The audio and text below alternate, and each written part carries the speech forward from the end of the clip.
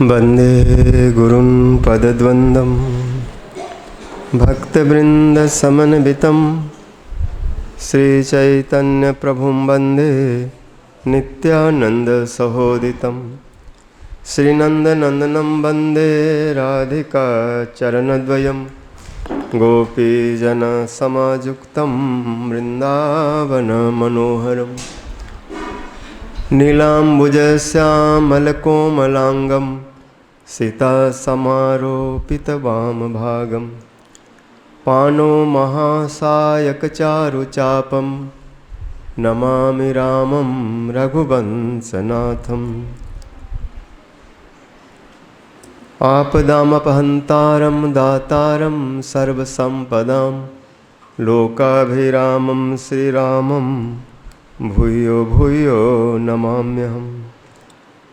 श्रीकृष्ण चैतन्य प्रभु नित्यानंद श्री अद्वैत गदाधर श्रीवासादि गौर भक्तवृंद। हरे कृष्णा कृष्ण कृष्ण हरे हरे, हरे राम राम राम हरे।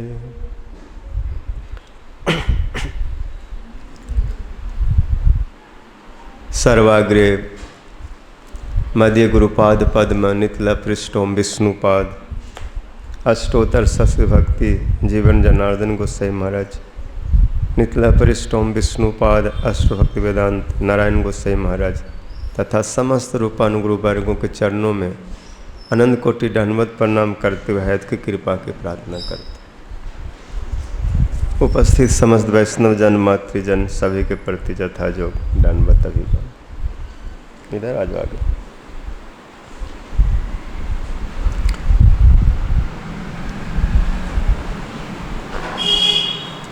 तो हम लोग नाना पुराण निगम आगम रामायण महाभारत आदि और कुछ अन्य शास्त्रों में जो वर्णित राम कथा है उन सब का सार रूप में श्रवण कर रहे हैं।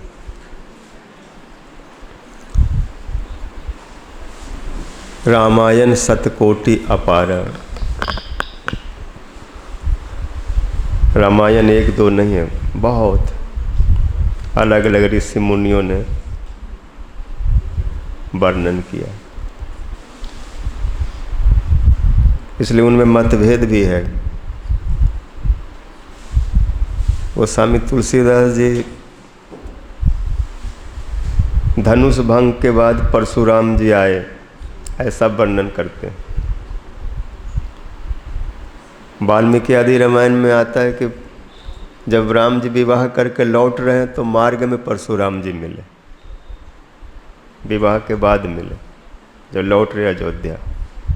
अरे पहले वर्णन कर रहे हैं।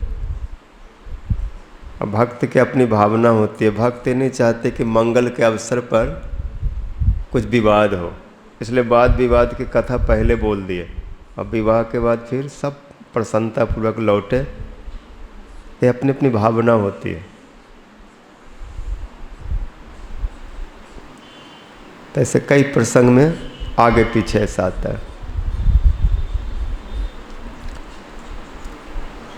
तो कल सुन रहे थे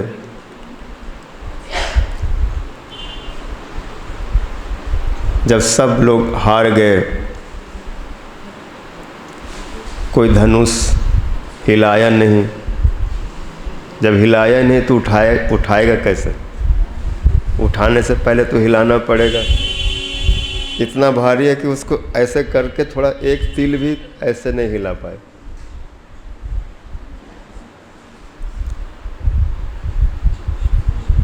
इसलिए महाराज जनक जी बहुत दुखी हो गए, विकल हो गए। इतने वीर आए, देश देश के राजा महाराजा आए और कोई भी ये लाभ नहीं ले पाया, किसी ने भी शिव धनुष को हिलाया नहीं। इसलिए अब मैं अंतिम निर्णय में कह रहा हूँ, अब कोई बल के अभिमानी कोई भट्ट नाराज मत होना कि महाराज क्या बोल रहे हैं। आज मुझे ऐसा लगता है कि पृथ्वी पर कोई वीर बचा ही नहीं, वीर विहीन मही मैं जान।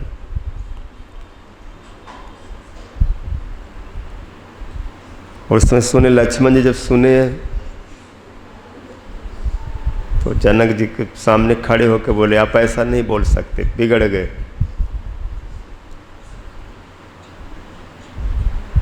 ये हमारा अनादर है, हम रघुवंशियों का अपमान है। अपने सभा में हमको बुलाकर आपके सभा में बैठा कर ऐसी तैसी बिना सिर पैर की बात कर रहे हैं। तो राम जी ने लक्ष्मण जी को रोका, बोला आप शांत हो जाइए, आपका काम नहीं है, ये तो मेरा काम है, धनुष उठाना तोड़ना। तो समझ गए, वो शांत होकर के बैठ गए। सब जनकपुर वासी कहने लगे कि जब बड़े बड़े इतने मोटे सोटे लंबे चौड़े बड़े बड़े पहलवान बड़े बड़े रेसलर, जब ये लोग धनुष को नहीं हिला सके तो ये छोटे बालक,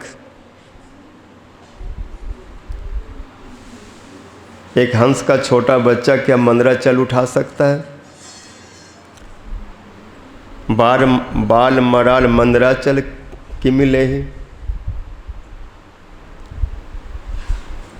तो ऐसे आपस में सब स्त्रियां चर्चा करने लगी और विशेष करके सुनैना जी को विश्वास नहीं होता।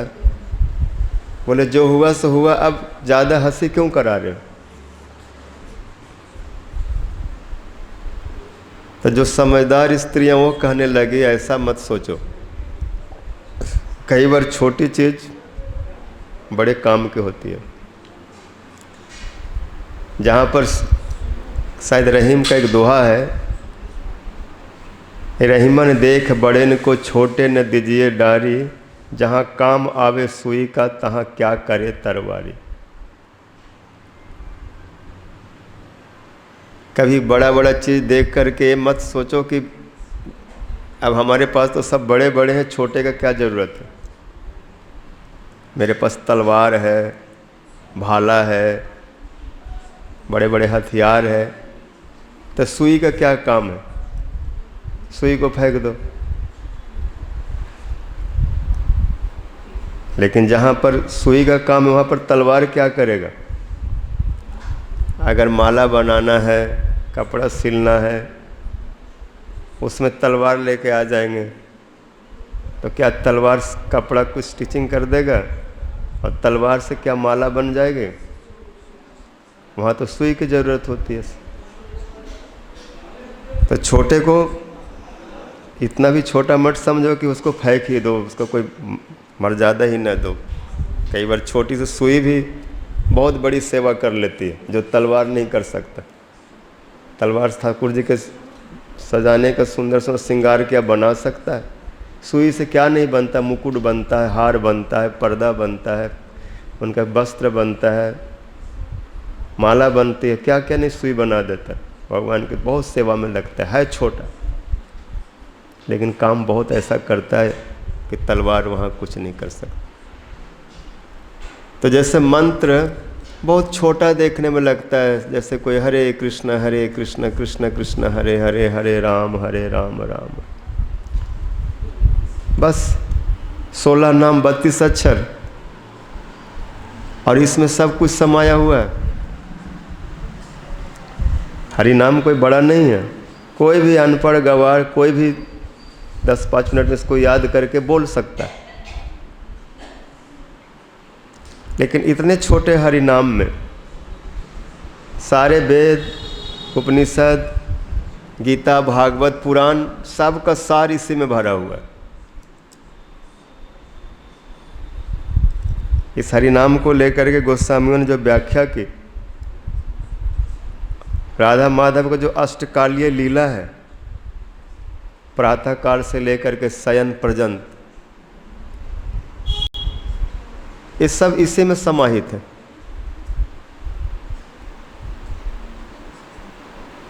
सारे वेदों का सार। यहाँ तक कि अगर कोई 3 बार राम राम कहता है अथवा 3000 विष्णु सहस्त्र नाम का पाठ करता है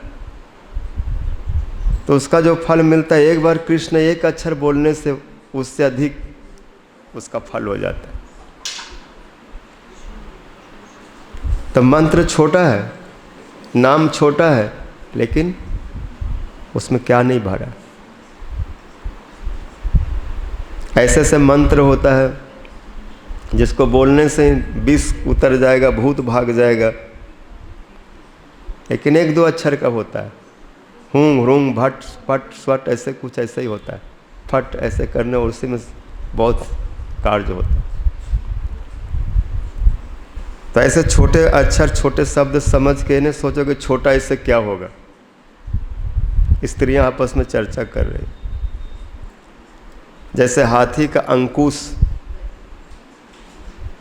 जिससे हाथी को चलाते हैं, छोटा सा होता है, ऐसा हुक जैसा, क्या बोलते, गोड।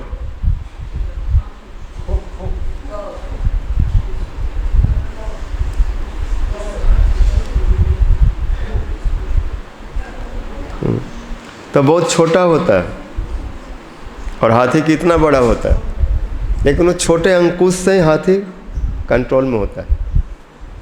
छोटा अंकुश को कंट्रोल,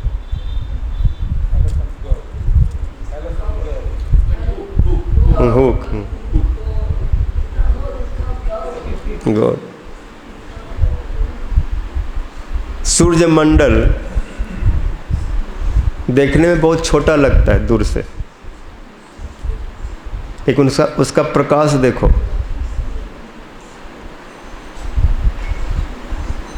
उसके प्रकाश में पूरा संसार प्रकाशित होता है। एक सूर्य देखने में छोटा लग रहा है दूर से, लेकिन कितना उसमें लाइट है। संसार में जितने में बत्ती लाइट सब जला दो तो भी सूर्य के समान तो कोई लाइट नहीं दे सकता। तो ऐसे समझिए,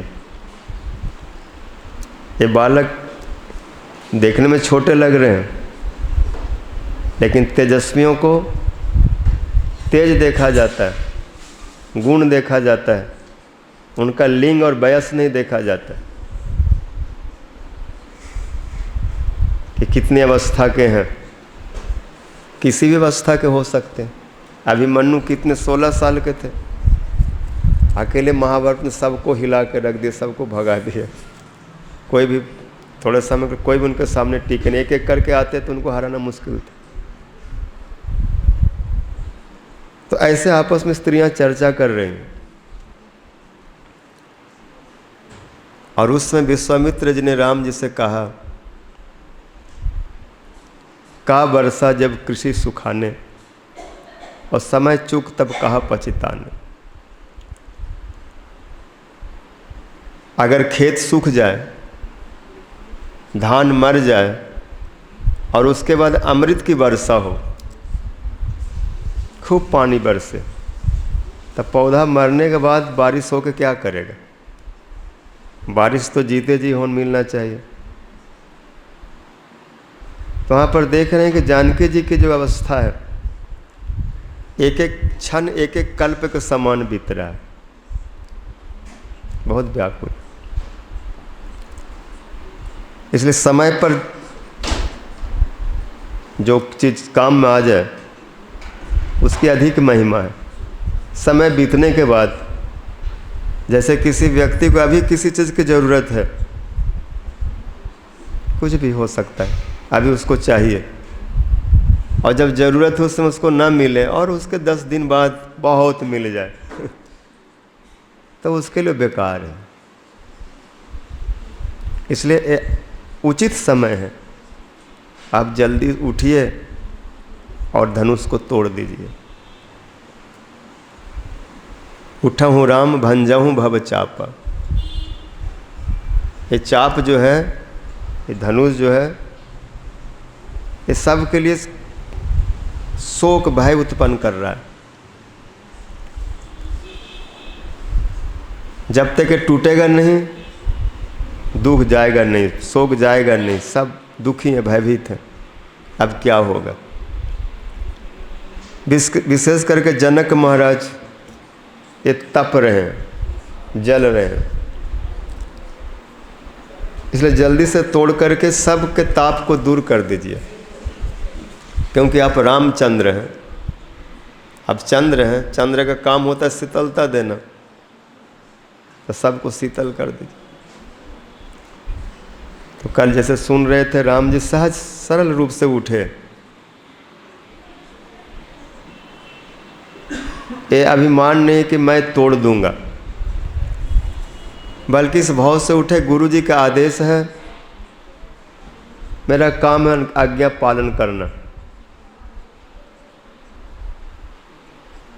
जबकि वो भगवान है, सब समर्थ है, लेकिन नरवत लीला कर रहे हैं, इसलिए व्यवहार मनुष्य जैसा हो, भगवत्ता को नहीं दिखला रहे हैं। हम लोगों को शिक्षा दे रहे हैं, गुरु जी का आदेश हुआ है, पालन करना है। अगर टूट गया तो उनकी कृपा, और नहीं टूटी तो हमारी कमजोरी। मैंने गुरु जी की शिक्षा ठीक से नहीं पाई, इसलिए सफल नहीं हुआ, और अगर सफल हो गया तो गुरु जी की कृपा।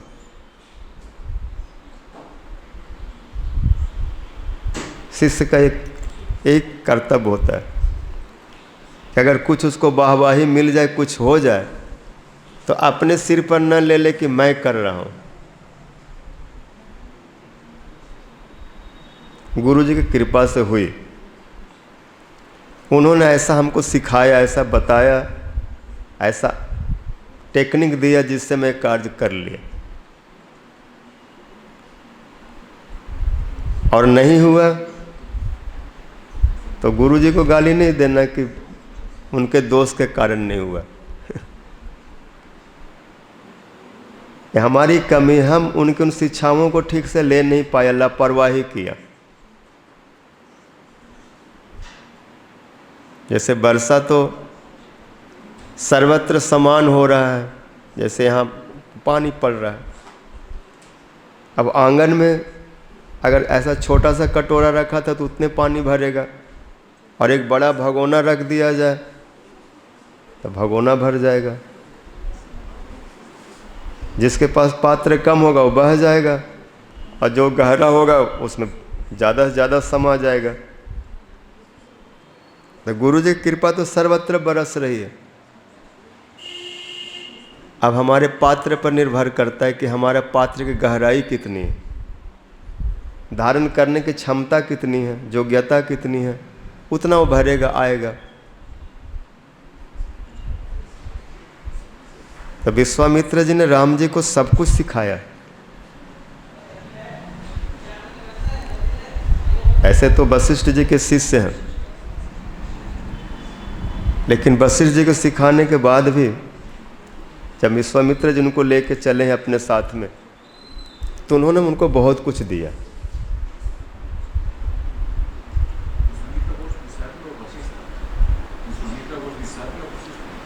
राम जी बचपन में वशिष्ठ ऋषि का आश्रम में पढ़े,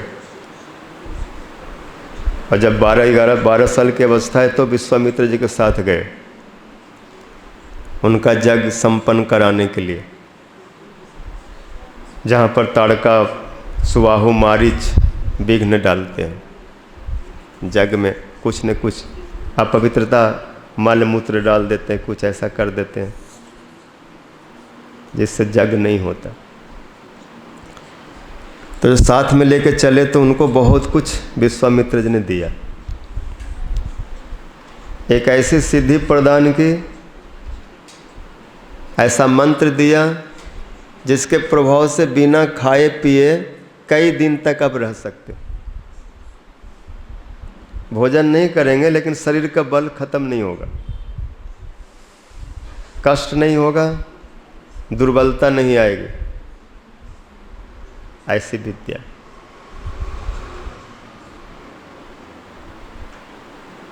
और विश्वामित्र जी के पास बहुत सारे शस्त्र थे। जो विश्वामित्र जी के पास थे, लेकिन विश्वामित्र जी उसका प्रयोग नहीं करते। तो शास्त्र बोलते थे कि आप इतने सारे भंडार भर के रखे हो शस्त्रों का, हमें काम मिल लो, और नहीं तो किसी दिन हम खुद फूट जाएंगे, कुछ ऐसा उल्टा पकड़ नहीं तो आपके खोपड़ी में मार देंगे क्योंकि ये सब चेतन होते हैं।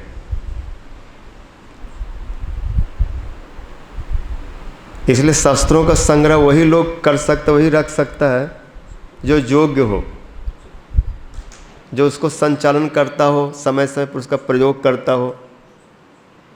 और आप तो करते नहीं, तो हमको धारण करके क्यों रखे हो? आप नहीं करते तो किसी जोग को दीजिए जो हमारा प्रयोग करे। तो विश्वामित्र जी भी अस्त्रों से बहुत परेशान थे जैसे किसी के पास कोई ऐसा देश हो जो बहुत उग्र स्वभाव का हो और परमाणु बम ये सब रख रखा हो, तो हथियार भी उसको हर समय डराते ही रहते हैं। इसलिए ऐसे व्यक्ति के पास हो जो उसको सही प्रयोग करे जरूरत के अनुसार, नहीं तो कई बार उल्टा हो जाता है। तो विश्वामित्र जो सारे अस्त्र राम जी को दे दिए,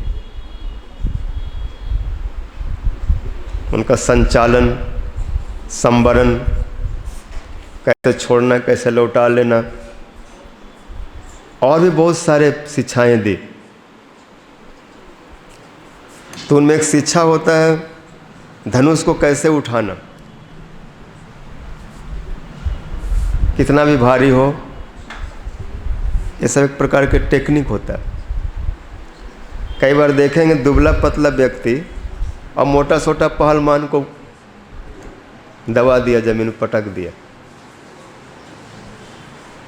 तो बल के साथ आर्ट, ये सब गुरुजी बतलाते हैं कैसे उठाना, कैसे उसको, कैसे उठाते समय हाथ को कैसे सीधा रखना, क्या रखना, जो कितना भी भारी हो तुमको पता ही नहीं चलेगा, आसानी से उठा लोगे। ये नर्मद लीला की बता रहा हूँ। ऐसे तो भगवान उनमें सारे बल है, लेकिन बल के साथ जो भी जगत की शिक्षा है वो जानते हैं। इसलिए गुरु जी को प्रणाम किए कि आपने जो मुझे सिखाया आज मैं आपको दिखाता हूँ। सब देखेंगे, आप भी देखिए कि मैंने सही सीखा कि नहीं, मेरे पास वो अनुभव समझ है कि नहीं। और राम जी गए, ऐसे उठाए धनुष को, ऐसे सीधा हाथ करके ऐसे ऐसे उठा लिए, ऐसे खींचे पट ऐसे। आप देखेंगे द्रौपदी के स्वयंवर में जब गए तो वहाँ पर यही स्थिति हुई। मछली को भेदना तो दूर है, बहुत से लोग धनुष से नहीं उठा पाए, जो ऐसे उठाने जाते धड़ाम से गिर जाते, झटका लगता है। सब हार गए, केवल एक कर्ण था जो गया और ऐसे उठा लिया एक क्षण में, क्योंकि उन्होंने ऐसे परशुराम से शिक्षा पाई थी कैसे उठाना, और तुरंत उस पर बाण चला दिया, संधान कर दिया। एक क्षण रुकते तो मछली को आग को फोड़ देते, छेद डालते, लेकिन द्रौपदी ने रोक दिया, नहीं, मैं सूत्र पुत्र से विवाह नहीं करूंगी। तो धनुष बाण वहीं रख दिए। अब बहुत गुस्सा आया, बोले ये बरमाला जो है ऐसे लिए खड़े खड़े सूख जाएगा, ये किसी गले में और जाने वाला नहीं है। बाद में अर्जुन आए और उसको छेद डाले। तो ऐसे राम जी धनुष को उठा लिए और जल्दी जल्दी सब काम किए। गोस्वामी जी लिखते, लेत उठावत खैचत ठाड़े। राम जी पकड़े, उठाए और खींचे खड़े होकर के, और सब देख रहे क्या हुआ, बहुत तेजी से, और देखते देखते धनुष टूट गए। तेहि मद राम धनु तोड़त, उसी के बीच में धनुष को तोड़ दिया। भरे भुवन धुनि घोर कठोरा, चिक रही दिग्गज डोल गिरी लोल सागर खर भर। धनुष इतना कठोर था, इतना तोड़ने में बल लगा उसमें, और टूटने के बाद ऐसा भयंकर शब्द हुआ कि कोई भी ऐसा स्थान नहीं था जहां पर वो शब्द सुनाई न पड़ा। पूरे संसार में उसका शब्द फैल गया। अगर कोई बहुत बड़ा ब्लास्ट हो, कोई चीज़ बहुत, कोई शक्तिशाली बम या कोई चीज़ बड़ा वस्तु गिरे या टूटे, 2 किलोमीटर सुन लेगा, 3 किलोमीटर सुन लेगा, 10 किलोमीटर तक आवाज़ चली जाएगी ज़्यादा से ज़्यादा। लेकिन पूरे संसार में तो समझ सकते हो धनुष कितना कठोर था। शिव जी का धनुष है, मंदराचल के समान है। जैसे कोई मंदराचल को मूली की तरह तोड़ डाले, संभव नहीं है, क्योंकि पर्वत कितना विशाल, कितना कठोर होता है। लेकिन बलवान एक से एक हुए हैं। रावण पर्वतों को मूली की तरह तोड़ देता था। किसी पर्वत से अपना छाती को टकराता है तो वो बिल्कुल पाउडर बन जाता है, गाजर मूली की तरह टूट जाता था। कैलाश को उठा लिया था। तो ऐसे धनुष भी, शिव धनुष बहुत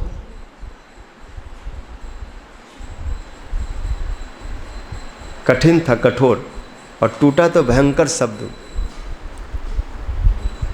समुद्र में उस ध्वनि सुन के जैसे खूब जोर से आवाज़ हो तो जैसे बर्तन हिल जाता है, बर्तन के पानी उछल जाता है। तो इतना आवाज़ हुआ कि समुद्र उछल गया। 100-100 फुट, 200-200 फुट समुद्र का जल आकाश की ओर उछल गया। उस आवाज़ में, उस ध्वनि में इतना कंप हुआ, और पर्वत का जो शिखर थे वो टूट के गिरने लगा। क्योंकि ऊपर थोड़ा पतला होता है पर्वत, नीचे से तो फैला होता है, और ऊपर शिखर जो होता है ऐसे हो जाता है मंदिर जैसा। तो ऊपरी भाग टूट टूट के गिर गया, और हाथी लोग चिल्लाने लगे, सब जानवर कांप गए। और जो अनंत भगवान है, जो सिर पर पृथ्वी को धारण किए हुए हैं और कछुआ के ऊपर बैठे हैं, वो इतना हिला कि अपना मुंह से तुरंत कछुआ को, पीठ को पकड़ लिए से अपने को रोके, नहीं तो पृथ्वी न उलट जाए। और उनका कठोर जो पीठ होता है उसको ऐसे दांतों से पकड़े तो उसमें छिल गया। ऐसा लग रहा था मानो राम जी जो धनुष टूटे हैं उस दिन, उस तिथि और उस महिमा को, गौरव को मानो लिख रहे हैं कि ऐसा एक ही बार हुआ जो राम जी ने किया, और ये प्रसिद्ध हो जाएगा, राम जी ने शिव धनुष तोड़ा था।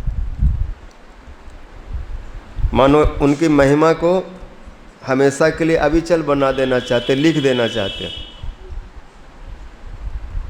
पक्का कर देना चाहते। और उस समय परशुराम जी ध्यान में बैठे थे, और जैसे कान में आवाज़ आई तो एकदम से तमक उठ गए। कहाँ से आवाज़ आ रही है? फिर क्षत्रिय बढ़ गए, ऐसा क्यों हो रहा है? और जहाँ से आवाज़ आई थी उधर की ओर दौड़े, हाथ में फरसा धनुष बाण लेकर के आए। तेहि अवसर सुनि शिव धनु भंगा, आयो भृगुकुल कमल पतंगा। परशुराम जी वहाँ से चल पड़े, और इधर सखियों ने जानकी जी से तुरंत बोले चलिए आगे बढ़िए। सखी लोग उनको सहारा दे के चल रहे हैं, बरमाला लेकर के राम जी के गले में पहनाए। लक्ष्मण जी तो पहले पृथ्वी को चाप करके खड़े थे, क्योंकि धनुष टूटने के बाद भी बहुत देर तक कंपन होता रहा। और अगर वो पृथ्वी को नहीं चापते तो हो सकता है पृथ्वी उलट पलट न जाए। और सबको सावधान भी किए थे लक्ष्मण जी, हे कमठ, हे अनंत, सब सावधान, प्रभु धनुष तोड़ने जा रहे हैं, प्रलय हो सकता है, कंप हो सकता है, भूकंप हो सकता है, तो आप लोग थोड़ा ठीक से पृथ्वी को संभालिए। और लक्ष्मण जी भी पैर से दाब रहे हैं और बाण से, नोक से दाब रहे हैं पृथ्वी को, जिससे हिले न। तो उसमें अपने सेवा में लगे हुए थे और इधर धनुष टूट गए और जानकी जी वरमाला पहनाने जाने, लक्ष्मण जी पृथ्वी कभी भी दाबे हुए हैं।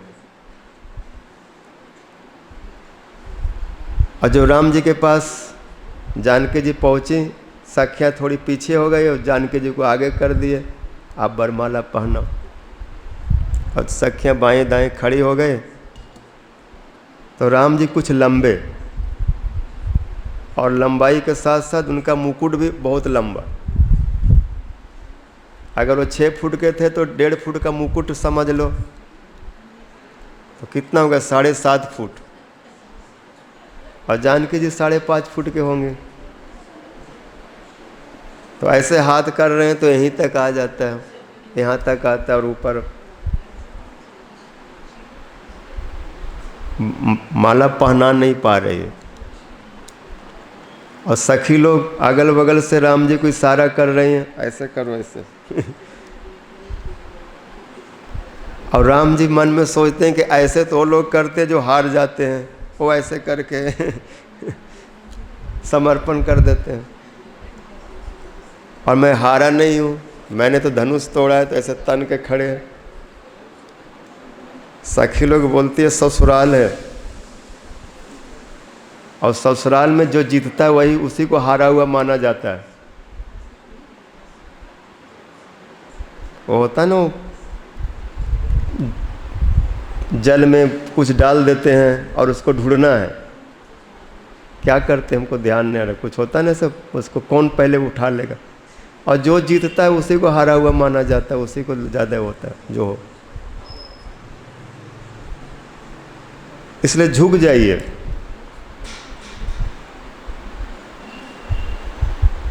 राम जी थोड़ा ऐसे हैं, नहीं झुकते, थोड़ा सा संकोच भी लग रहा है, सब लोग देख रहे हैं।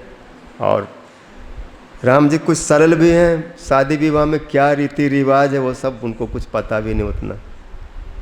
12 साल की उम्र है, धनुष तोड़ दिए, शादी में कहाँ कैसे क्या करना नहीं करना कोई सिखाए, कोई बताए तब तो कुछ समझ में आएगा। पहली बार एकदम से मेहमान बन गए, पहुना बन गए। उसमें वर्णन आता है जब विवाह के बाद राम जी सीता जी के साथ एक भवन में, एक कोहबर बोलते हैं, एकांत स्थान जो दिया जाता है बर दूल्हा को, दुल्हन को, वहाँ पर जब चले गए तो वहाँ पर भोजन कुछ दिया जाता है, खाने पीने कुछ भोजन। तो नियम होता है पहला कौर कैसे उठा के पाना चाहिए। भोजन करना भी एक तरीका है, जो कभी सीखा नहीं है, कभी देखा नहीं ठीक से, तो वो नहीं जानता कैसे भोजन करना। हम लोग तो जैसे तैसे बस पेट भर जाए। भोजन करते समय मुंह कैसा हो रहा है, हाथ कैसा चल रहा है, हमारा भोजन करने का जो क्या बोलते हैं आर्ट जो है, कला है, वो कैसी है, क्योंकि हर चीज़ कला होती है। भोजन करते समय जो भोजन परोसा जाता है वो भी एक कला है। पहले क्या परोसना चाहिए, पहले क्या भोजन करना चाहिए, कहाँ से शुरू हो। पहले नीम पत्ता, करेला आदि से शुरू होता है और मीठा में जाकर समाप्त होता है। इसके बाद ऐसे पाना होता है। तो जब राम जी वहाँ चले गए तो वहाँ भोजन के सिखा रहे कैसे भोजन करना है। तो उसमें पार्वती जी चली आई और राम जी को बोल रहे ऐसे कौर उठाइए और ऐसे मतलब तरीके से ऐसे मुंह में भोजन करिए, नहीं तो लोग जो सखियां हैं अगर ठीक से भोजन करना, ठीक से कौर उठाना नहीं आएगा तो हंसी उड़ाएंगे। कई बार व्यक्ति हंसी के पात्र बन जाते हैं जब कोई भोजन करते हैं, और विशेष करके शादी विवाह में तो लोग जो स्त्रियां होते जो गाली देते रहते उस छुप छुप के देखते रहते खिड़कियों से, और उसमें किसी का अगर खाने पीने में भोजन करने के तरीका में अगर गड़बड़ देखे तो उसी को लेकर गाली देने लग जाती कि ये ऐसा व्यक्ति आया, इसको लगता है कभी भोजन ही नहीं मिला, देखो कैसे खा रहा है, ऐसे करके कुछ न कुछ बोल देते।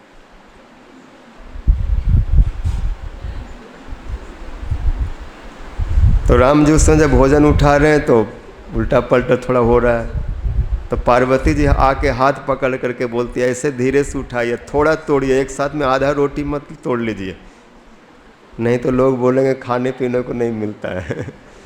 इसलिए बहुत से लोग होते बड़ा तरीके से पाएंगे।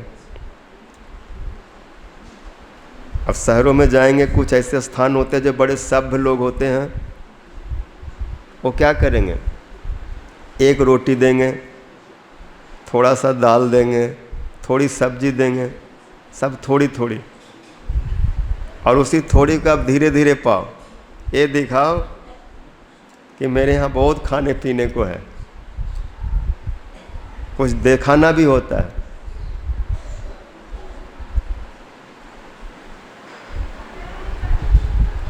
एक ऐसे गांव का आदमी चला गया बारात में, और जो जहाँ गया वो बहुत रईस लोग थे। बहुत से लोग होता है ना शादी विवाह में जो क्या बोलते हो, जो बफर सिस्टम क्या, तो उसमें इतना बनाते, इतना कुछ रखते हैं, और भोजन करते 20% और 80% जो होता है उसको बर्बाद कर देते, खाते नहीं, फेंका जाता है, इधर उधर हो जाता है, दिखावा ज़्यादा करते। तो चला गया, तो गांव का आदमी था 10 रोटी खाने वाला एक साथ में, इतना प्लेट भर के भात भोजन करने वाला, कम से कम एक एक टोपिया दाल पी जाने वाला, और इतना इतना सब्जी पाने वाला। अब वो क्या देख रहे, एक रोटी दे रहे, इतना सा दाल इतनी सब्जी, वो एक कौर में उसको ऐसे खा जाता, पा जाता है, जब तक आता है तब तक प्लेट खाली, और बाकी लोग उसको धीरे धीरे पा रहे हैं, उनका खाली नहीं होता। 3 बार हुआ, 4 बार होया, वो बिगड़ गया। बोला अगर भोजन कराना ठीक से कराओ, ये क्या छुलुक दाल और फुलुक भात देता है। मतलब भात भी देता तो पूरा ऐसे खोल करके, मतलब हल्का फुल, मतलब फुलुक जिसको बोलते हैं, मतलब अगर चावल को पूरा दबा करके प्लेट में भरा जाए तो इतने एरिया में इतना चावल आ सकता है, और उसको अगर खोल के भरो, ढीला करके भरो, तो इतना चावल 10 प्लेट में भर जाएगा। तो ये सब विवाह में सिखा रहे हैं कैसे भोजन करना है और कैसे विवाह में झुकना है। लेकिन राम जी झुके नहीं, सखी लोग बोले लेकिन उनको संकोच लगा। लक्ष्मण जी आ गए, और जानकी जी को उस समय थोड़ा लज्जा भी हो रहा है, थोड़ा क्रोध भी हो रहा है, और लक्ष्मण जी को और देख रहे हैं कि मैं तो कुछ नहीं बोल सकती, आपके भैया आप ही समझा दो।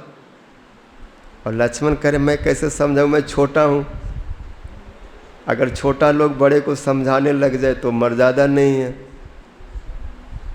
अब लक्ष्मण जी छोटे हैं, कुछ बोल भी नहीं सकते राम जी से, और जानकी जी बार बार लक्ष्मण जी को देख रहे हैं कि आप ही कुछ कर सकते, नहीं तो मैं माला लेके सारा दिन खड़ी रह जाऊंगी। तो लक्ष्मण जी तुरंत धनुष बाण फेंके और राम जी के पास आए, दोनों हाथ उठा करके बोले रघुवर सरकार की जय जयकार करते हुए एकदम से चरणों में दंडवत प्रणाम किए, पूरा लंबा होकर गिर गए।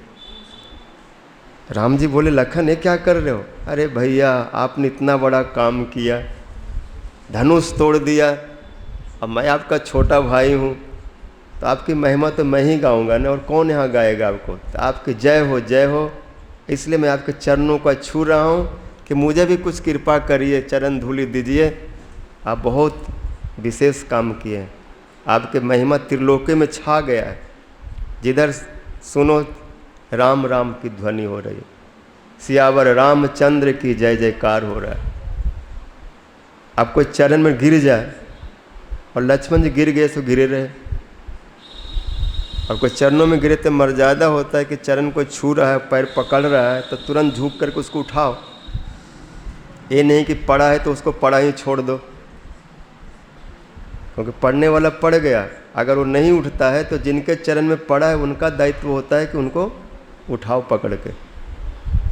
और राम जी तुरंत झुके, अरे लक्ष्मण क्या कर रहे हो, ठीक है प्रणाम हो गया, लेकिन तुम तो बिल्कुल सो ही गए, उठो उठो। और जैसे झुके उठाने के लिए लक्ष्मण जी थोड़ा शरीर को और खींच लिए ये भी कम नहीं है, पृथ्वी को उठाने वाले थोड़ा खींच लिए। तो राम जी सोचे आसानी से उठा लूँगा, लेकिन वो तो थोड़ा और पृथ्वी से चिपक गए, तो इनको थोड़ा ताकत लगाना पड़ा उठाने के लिए। लक्ष्मण क्या है, तुम तो खींच रहे हो मेरे को, अरे मैं छू दिया तुम उड़ जाना। और जब राम जी उनको उठाने में थोड़ा विलम्ब हुआ, और उठाओगे तो ऐसे तो सिर होगा, झुकेंगे, उसी समय जानकी जी ने माला पहना दी। बोलो सियावर रामचंद्र की। परशुराम जी आए, बहुत विवाद हुआ है, कथा तो बहुत है। तेहि अवसर सुनि शिव धनु भंगा, आयो भृगु कुल कमल पतंगा। भृगु वंश के ये सूर्य, कमल को खिलाने वाले मानो सूर्य हैं। परशुराम जी भृगुवंशी थे, ब्राह्मण। देखने में तो शांत वेश लगता है, ऐसे लगता है माने कोई शांत रस हो।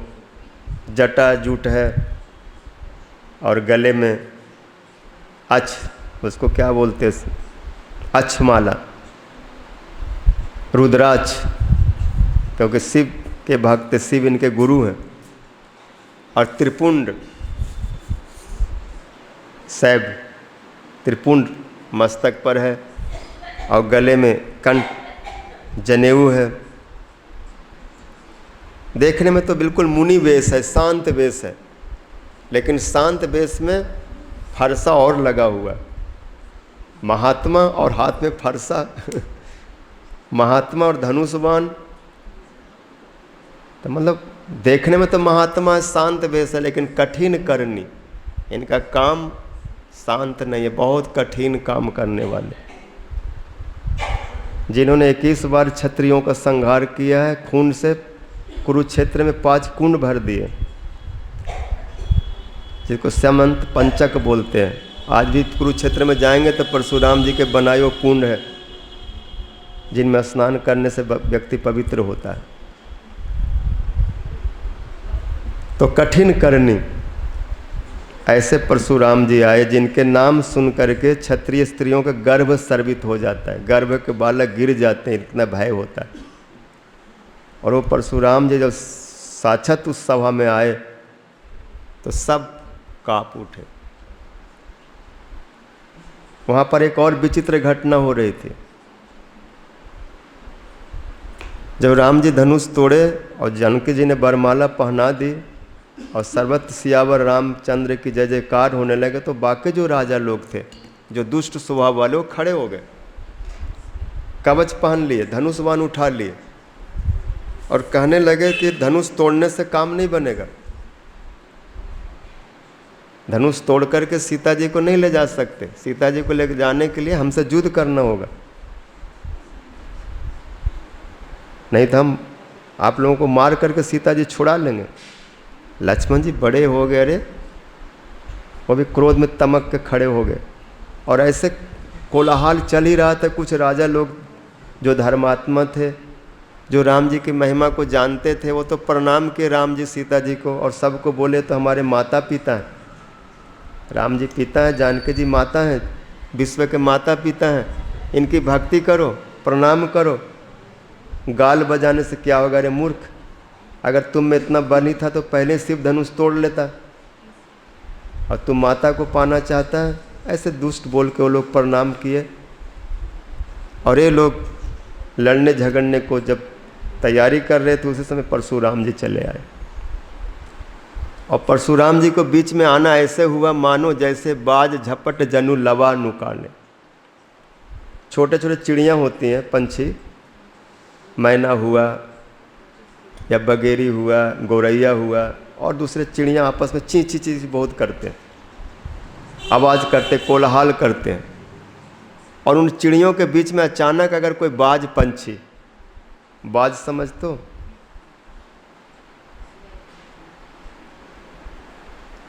लाइक ईगल, ईगल टाइप,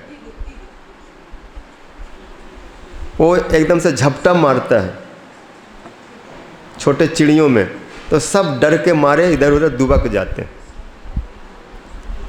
क्योंकि बड़ा जो पंछी होता है छोटे पंछी को मार के खा जाता है, मार देता है। तो परशुराम जी जैसे वहाँ पर आए तो सबकी स्थिति ऐसे हो गई मानो उन चिड़ियों के बीच में बाज आके झपट गए बाज ने आके झपटा मारा और बाकी राजा सब सहम गए और सब बोले भैया बहुत देर कर दिया। धनुष टूटते के साथ यहाँ से निकल जाते तो घर पहुँच जाते, और हम यहाँ लड़ने झगड़ने की तैयारी करने लग गए। और अब ये बाबा भी आ गया और बाबा तो हम लोगों को घेर लिया, अब सबको घेर के मारेगा, क्योंकि इसको हम सब जानते हैं ये क्षत्रियों का बहुत बड़ा काल है। इसे डर करके सब परशुराम जी को प्रणाम कर रहे हैं। दंडवत महाराज, दया करें, कृपा करें, आपको पता है मेरे पिताजी का क्या नाम है? मैं फलाने महाराज का पुत्र हूँ, और एक बार आप चतुर्मास में आए थे हमारे घर पे, 4 महीना हमने आपकी देखभाल सेवा की थी, बाबा दया करें। सब अपने माता पिता का नाम लेके प्रणाम करने लगे परशुराम जी को। पितु समेत कहा निज निज नामू, करन लगे सब दंड प्रणामू।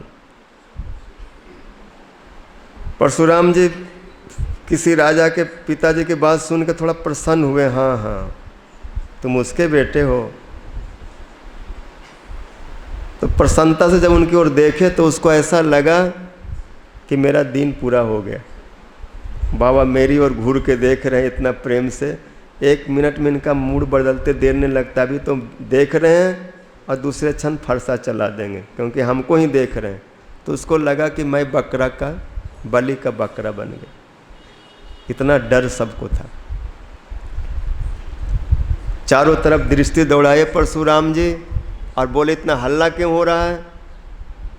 तो हल्ला तो उसमें शांत हो गया था, लेकिन जब आए थे तो उस समय हल्ला हो रहा था, इसलिए पूछे इतना हल्ला क्यों? उसमें सब चुप, कोई हल्ला नहीं। और सामने देखे शिव जी का धनुष 2 खंड में पड़ा हुआ। धनुष टूटा देख करके परशुराम जी का जो क्रोध था एकदम बढ़ गया, खून गर्म होने लगा, उबलने लगा। और देख करके भी अनजान की तरह जनक महाराज से पूछते हैं, अरे मूढ़ जनक, जैसे होता है ना कोई उग्र स्वभाव के व्यक्ति हो तो हे जी, हे प्रभु, हे जनक महाराज जी, ऐसे थोड़ी बात करेंगे। और ये तो परशुराम जी हैं, ऐसे बड़े प्रसिद्ध हैं। और जनक जी साधारण नहीं है, जनक एक सम्माननीय व्यक्ति हैं। इनका नाम 12 महाजनों में आता है। शंभु, नारदो, शंभु कुमार, कपिलो, मनु, प्रहलाद, जनको, भीष्म, बलिर्भैया, सकीबयम। और जनक जैसे महाभागवत को, जो सीता जी के पिता हैं, इनका सौभाग्य कितना है। लेकिन परशुराम जी कल भी बता रहा था कि इनमें बल तो है, शक्ति तो है, लेकिन शील नहीं है और रूप भी कम है। राम जी जब बात करते तो उनके बातों में देखें कितना शील है। ये जनक महाराज से करे, अरे मूर्ख जनक। जनक जैसे ज्ञानी को परशुराम जी मूर्ख बता रहे। मूढ़, जल्दी बता, ये धनुष किसने तोड़ा? क्योंकि तू अच्छा से जानता है, तुम्हारे संरक्षण में धनुष रखा हुआ था, बताओ किसने तोड़ा है? अब जनक जी कैसे बोले सीधे, राम जी ने तोड़ा।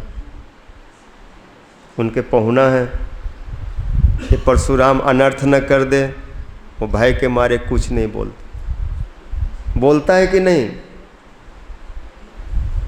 शब्द में कोई प्रेम नहीं, कोई स्नेह नहीं, कोई मर्यादा नहीं।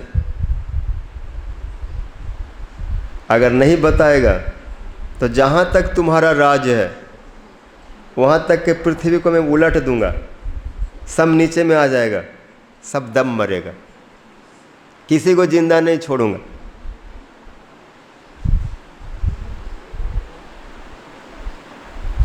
जनक जी नहीं बोल रहे, परशुराम जी इतना बिगड़ गए।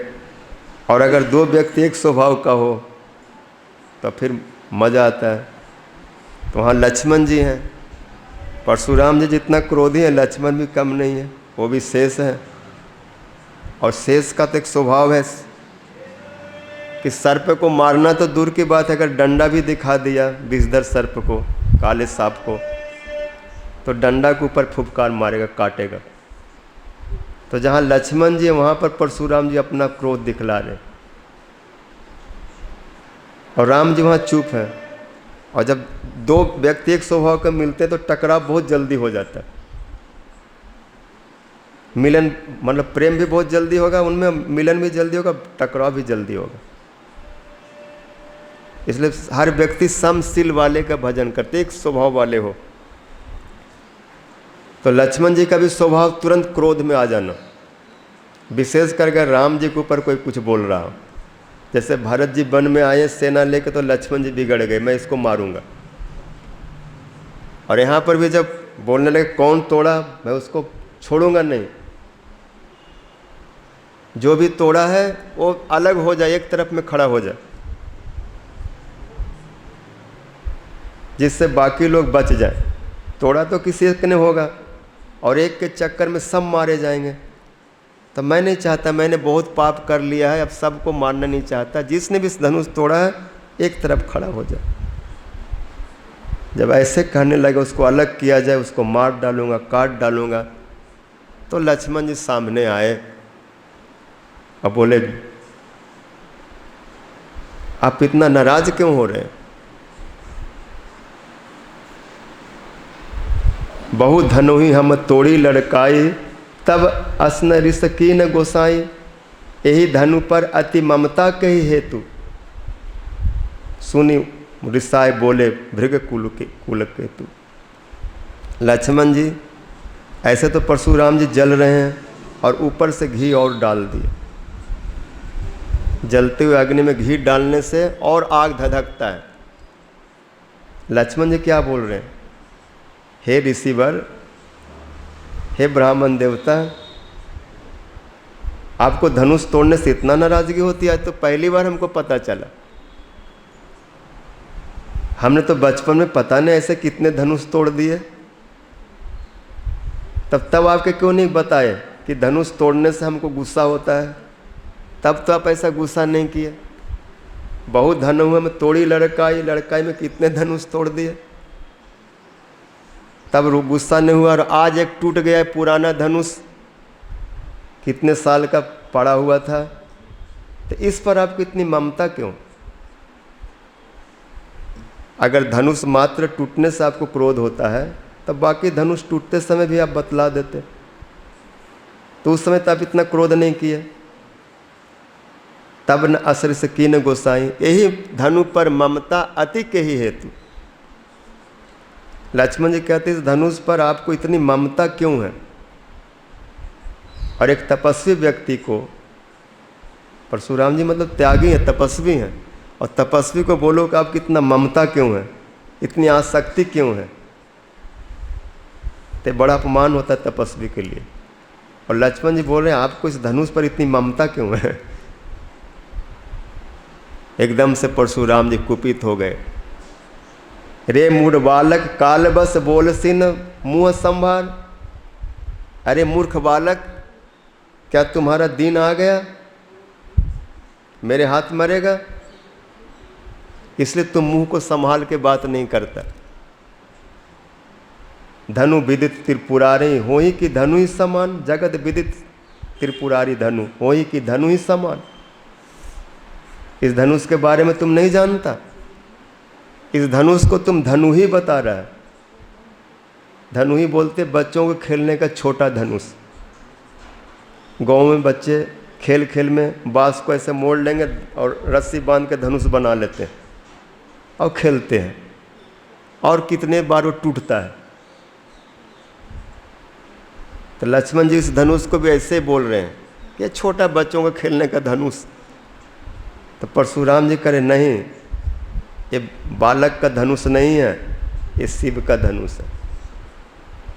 और शिव धनुष को तुम छोटे धनुष के साथ तुलना कर रहे हो। जानते हो इस धनुष को रावण बानासुर जैसे भी हिला नहीं पाए, उठा नहीं पाए। शिव जी का, हमारे गुरुदेव का धनुष है, और इसको जिसने उठाया, जिसने तोड़ा, वो सहस्त्र अर्जुन के समान मेरा शत्रु है।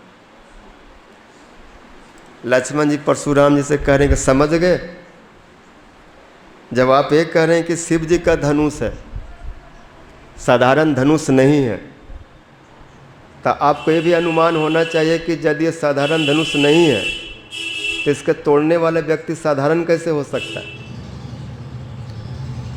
तब जब कोई शिव धनुष को तोड़ दिया तो कोई विशेष होगा,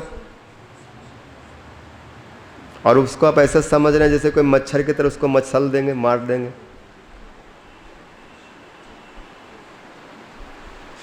अच्छा, आपके गुरुजी का धनुष है। ओहो, पहली बार पता चला। तो माता पिता के ऋण से तो आप ऋण हो गए। एक बार तो अपने माता के गला काट दिया था, अब गुरु का ऋण रह गया जो हमारे सिर पे चढ़ा हुआ है। निकालिए खाता बही और बताइए कितना है, सब मैं आज को ऋण के साथ लौटा दूंगा। ये सब बोलने लगे। लक्ष्मण जी उल्टा पलटा, परशुराम जी फरसा लेके आगे दौड़े। अब कोई हमको दोष नहीं देना, इसको मार डालूंगा। विश्वामित्र से बोले, मैं आपका शिष्य समझ के इसको बचा रहा था, लेकिन बड़ा पापी है, ठीक नहीं। उस समय राम जी सामने आ गए, बोले प्रभु दया क्षमा,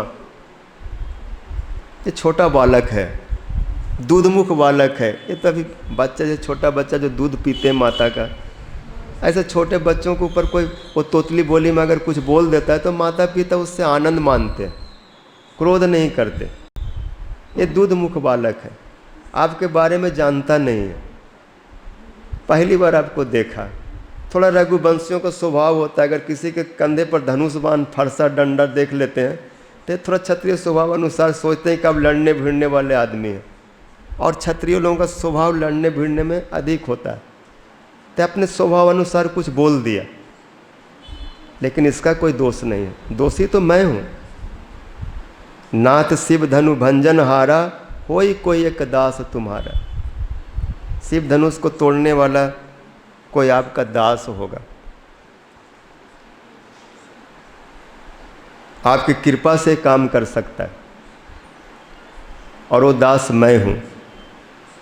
मैंने जो भी किया, अच्छा तूने तोड़ा और अहंकार तुम्हारा बढ़ गया तो क्या सोचता है कि तू बहुत बड़ा बलवान है, ये है वो है। बहुत परशुराम जी बोलने लगे। लक्ष्मण जी बीच में चले आए और राम जी को फरसा दिखाने लगे। लक्ष्मण जी बोले, यहाँ पर कोई कुमड़ा का भतुआ नहीं है। कुमड़ा समझते हो, जो जिसकी सब्जी खाते हैं, तो कहावत है गाँव में, बोलते हैं कि उसका जब फूल आता है और छोटा फल आता है, अगर उसमें कोई ऐसा उंगली दिखा दे तो कई बार गल जाता है, सूख जाता है। तो यहाँ पर हम लोग ऐसे नहीं कि बार बार आप फारसा दिखा करके हमको डरा रहे हैं, हमको सुखा रहे हैं। लक्ष्मण जी उनमें घी डालते, राम जी उनको शांत करते, और राम जी शांत करते तो परशुराम जी राम जी को भला बुरा कहते हैं। राम जी मन में सोचते हैं कि बहुत सरल होना, बहुत सीधा होना भी दोष है, क्योंकि जैसे के साथ तैसा होने से काम बनता है। सामने वाला व्यक्ति बहुत टेढ़ा हो और वहाँ बहुत सरलता दिखाएंगे तो आपके ऊपर चढ़ जाएगा। देखो, जब चंद्रमा सीधा होता है, बिल्कुल गोल हो जाता है, तो राहु उसके ऊपर चढ़ जाता है। और जो चंद्रमा द्वितीय तृतीय चतुर्थी का होता है, कटा हुआ होता है, टेढ़ा होता है, तलवार जैसे होता है, तो उस दिन राहु भी डरता है, सोचता है अगर इसको निगलूंगा तो फंस जाएगा गले में, कटारी बन करके हमारा गला ही न काट दे। लेकिन जब गोल हो जाता है, सीधा हो जाता है, तो उस दिन उसको दबाता है वो। तो कई बार सीधा होना भी दोष है, बहुत सीधा होना। और मैं बहुत सीधा उनको बार बार हे विप्रवर, हे भृगुवर, हे प्रभु, हे ब्राह्मण देवता, बार बार बोल रहा हूँ तो बार बार हमको उल्टा बोल, और लक्ष्मण जी बार बार उसको टेढ़ा बोल रहे हैं, तो लक्ष्मण जी से घबराते भी है थोड़ा। लक्ष्मण जी तो इतना तक बोल दिए कि देवता लोग, ब्राह्मण लोग ये सब घर में ही बड़े होते हैं, युद्ध के मैदान में मैं उनको खदेड़ खदेड़ के मारता हूँ, अगर आप क्षत्रिय जैसा लड़ोगे तो मैं छोड़ूंगा नहीं। ऐसे लक्ष्मण जी बार बार बोले और राम जी बार बार समझा रहे हैं। उस समय परशुराम जी बोले, अब समझ में आई बात, तुम दोनों मिले हुए हो, तुम हमको ठंडा करते हो और वो गर्म करता है, और ऐसे करके हमारी शक्ति तुम लोग ले रहे हो। क्योंकि परशुराम जी जितना नाराज होते हैं ना उतनी शक्ति क्षय हो रहा है। जितने बार फरसा चलाते, फरसा चलता नहीं, उल्टा हो जाता है, ऐसे करते सीधा, ऐसे मुड़ जाता है। परशुराम जी बोलते मेरे जैसे क्रोधी व्यक्ति आज तक एक क्षत्रिय को नहीं छोड़ा, मार डाला, लेकिन जब इनको मारने जाता हूं तो हृदय में दया कहां से आ जाती। इस दया ने तो मुझको बहुत दुख दिया। परशुराम और दयालु। लक्ष्मण जी बोलते दया करने से जब इतना कष्ट हो रहा है तब क्रोध करने से क्या होगा। परशुराम जी बोलते इसको जल्दी यहाँ से हटाओ, राम इसको हटाओ, ये तुम्हारा जैसा नहीं है, तुम जैसे बोलते कहते हो बिल्कुल उसका विपरीत है। तुम्हारा भाई बड़ा पापी है तो गोरा लेकिन अंदर में पूरा विष भरा हुआ। अरे बड़े भाई का अनुसरण करो, तुम कितने कोमल सहज सरल, कितने विनयी हो, और एक कैसा है। राम जी बोलते हैं अपने स्वभाव अनुसार ऐसा है, क्योंकि हम क्षत्रिय हैं, और प्रभु क्षत्रियों को अगर कोई युद्ध में या खुले में फरसा दिखाए, मैं मार डालूंगा, मैं तुमको हरा दूंगा, तो क्षत्रिय रघुवंशी होने के कारण वो लोग ऐसे नहीं हारते, कोई ललकार करके उनको हरा नहीं सकता। मैं आपसे इसलिए नहीं लड़ता कि आप ब्राह्मण हैं, और हमारे वंश में ब्राह्मणों के ऊपर, गौओं के ऊपर, साधुओं के ऊपर प्रभुता नहीं चलती। अगर वो मारे भी, गाली भी दे तो भी हम हाथ ही जोड़ते। नहीं तो सत्य कहूँ, हम रघुवंशी लोग काल से भी नहीं डरते। अगर युद्ध में काल आके हमें ललकारे, आओ हमसे लड़ो, तो काल ही क्यों ना हो, काल मतलब सबके मृत्यु, उस मृत्यु से भी हम लड़ लेंगे। क्योंकि क्षत्रिय होकर के, रघुवंशी होकर के जो युद्ध से डर जाता है, वो कायर अपने माता पिता के लिए कलंक बन जाता है। ये सहज कह रहा हूँ मैं, कोई अहंकार में नहीं कह रहा हूँ। जब राम जी बार बार ऐसे कहने लगे तो परशुराम जी सोचते हैं क्या आप आ गए, और यदि आप आ गए जिसके बारे में कहा गया को जब आएंगे तो आपकी शक्ति ले लेंगे।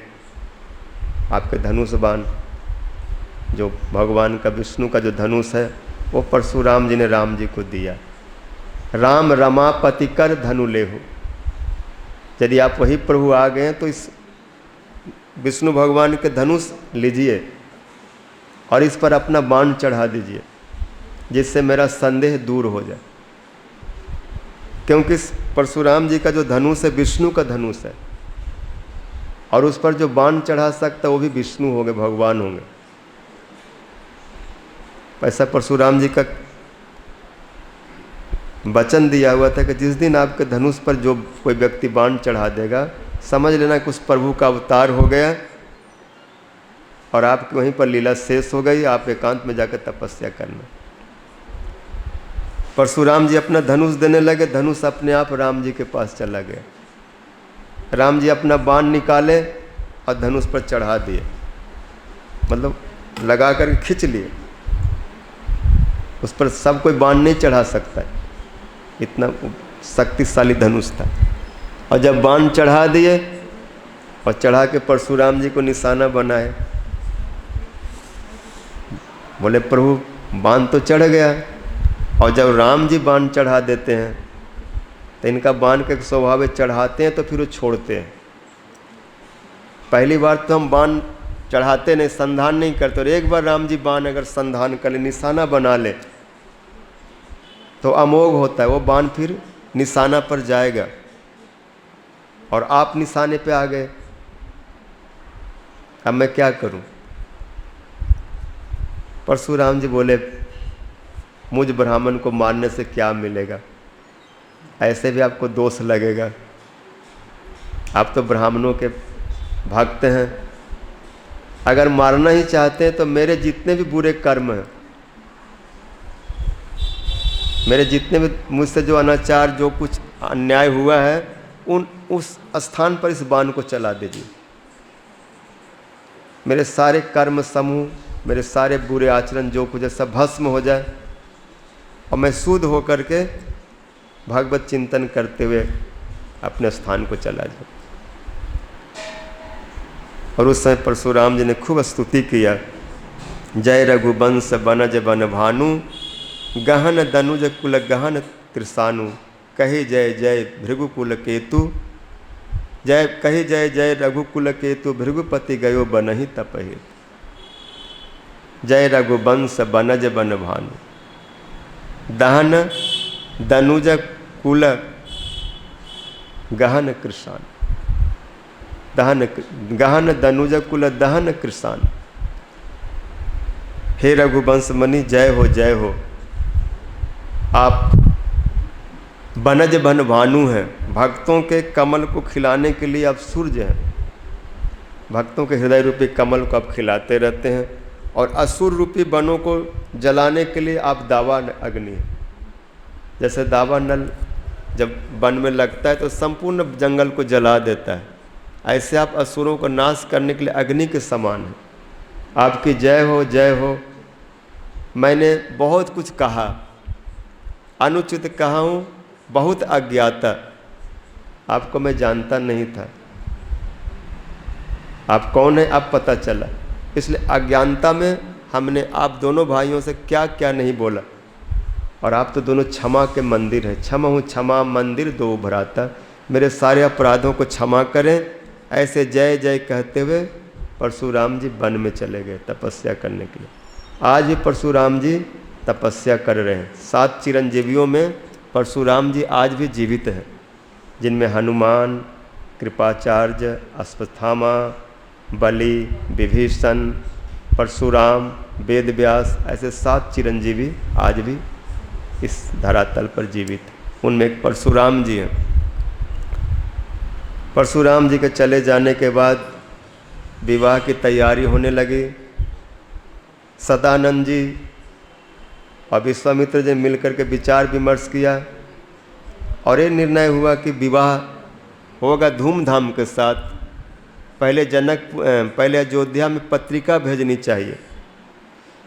दशरथ महाराज जी अपने बाराती को लेकर के आए, यहाँ के वो समधी बने और फिर जनक महाराज और दशरथ महाराज जी का ये संबंध पक्का हो हमेशा के लिए, और उनके देख रेख में, उनके सानिध्य में सीताराम जी का विवाह हो।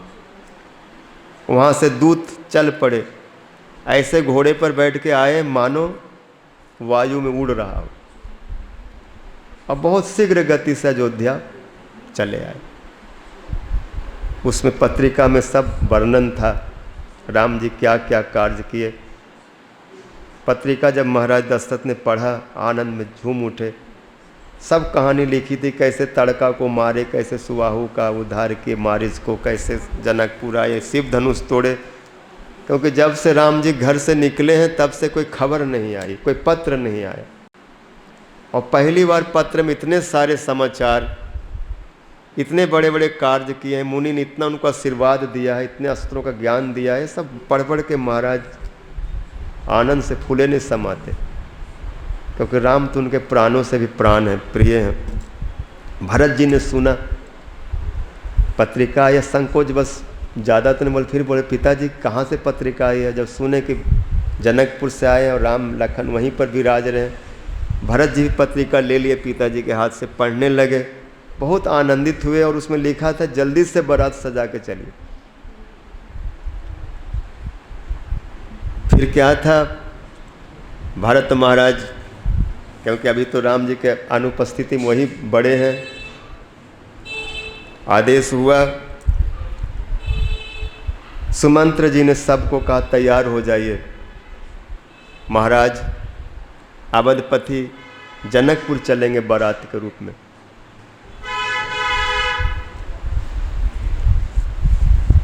भरत जी अपना घोड़ा सजाए।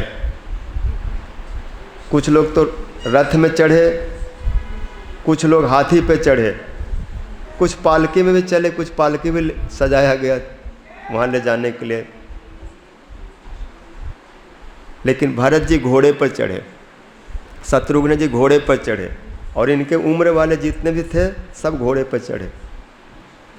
और अनेक प्रकार के बाजे बजने लगे, नगाड़ा, मृदंग, ढोलक, ढपली, बांसुरी, बीना, सारंगी और अलग अलग राग रागनी, और जो बज रहे हैं उसके ताल में सब तो घोड़े पर चढ़े अपने रथ पर। तो जो रथ पे वो तो कुछ नहीं करते, वो तो थोड़ा ऐसे हिलते, लेकिन जो घोड़े वाले हैं वो अपने घोड़े को नचा रहे हैं। इसको बोलते हैं घोड़ नाच। वो देखे थे ना हिरन कैसे नाच रहा था वो वीडियो में, तो ऐसे घोड़ा नाचने वाले और घोड़े पर नाचते हुए जा रहे हैं, खूब खुशी में झूमते हुए, मार्ग में खूब लुटाते हुए जा रहे हैं। कोई भी गरीब, असहाय, ब्राह्मण कोई भी मिलता है, महाराज जय हो आपकी, दे दो इनको 10 थैली मोहर। ऐसे महाराज सबको दान दक्षिणा से तृप्त कर रहे हैं, सब आशीर्वाद दे रहे हैं। जनक महाराज सुने कि बारात आ रहे हैं, पहुना बड़े बारात, जैसा बाराती ऐसा स्वागत। मार्ग में नदियों पर पुल बनवा दिए जिससे उन्हें आने में आसानी हो। जगह जगह भवन बनवा दिए जहाँ आराम करे, भोजन करे, विश्राम करे, स्नान करे और फिर चले। ऐसे खाते पीते स्नान भोजन करते हुए आनंद से झूमते हुए जनकपुर पहुँच गए। और सारे तैयारी हुई, ब्रह्मा जी उतर आए, वो वेद मंत्र पढ़ने लग गए, और सब बृहस्पति आदि देवता, सब इंद्र आदि सब चले आए, सब अपने अपने कार्य में लग गए। विवाह का हवन होने लगा, मंडप सजाया गया। और बातों बातों में ये हुआ कि 4 कुमार एक साथ, तो यहाँ भी 4 कुमारियाँ हैं, तो क्यों न बहुत बड़ा उत्सव हो जाए एक ही साथ में।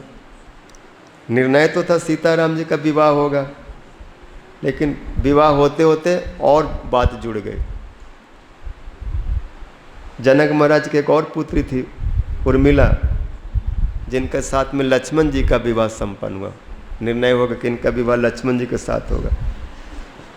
और इनके भाई थे कुशध्वज, उनकी 2 पुत्रियां थी, मांडवी और श्रुतिकृति।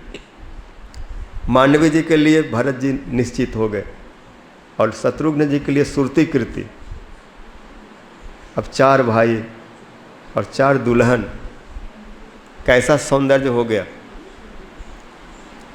चारों भाई स्नान किए, हल्दी आदि को उपटन लगा करके, और सुंदर धोती पहने, पीली पीली धोती, कुर्ता पीला पीला और पीला दुपट्टा, और मोर,